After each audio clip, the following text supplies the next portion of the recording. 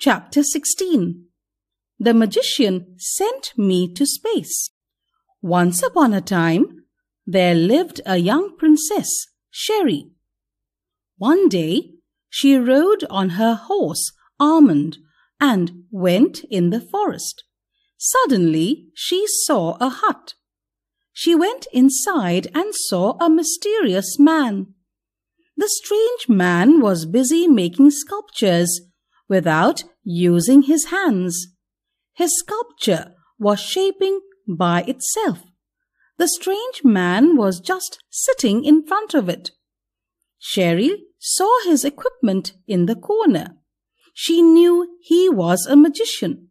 Sherry said, "Do a magic trick for me." The magician replied, "I do not do magic tricks, little girl. I just make sculptures. Please, do a magic trick. I will give you this in exchange for one trick." She took out a shining necklace. The magician looked at the pretty necklace and took it. "Only one trick," he said. "Yes," said Sherry excitedly. "Listen, young lady, the trick will work for only some time.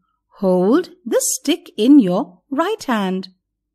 As soon as you want to end the magic, just move this stick in the air 3 times. Everything will become normal as before. You will also forget everything that would happen during that time," said the magician. "It's perfectly fine with me," replied the princess. She held the stick tightly in her right hand. The magician started chanting a spell. "Brr, eek, dun, dun, dun," a spell, crack, blub, dub. "Come to me, little girl, run outside, see this earth from above." As soon as he said this, Almond took off from the ground at a speed like never before. He ran in the air. Sherry too was lifted in the air while sitting on her horse. The magician said, "Hold on tight, little one." Sherry shouted in confusion. "What?" Sherry hid her face.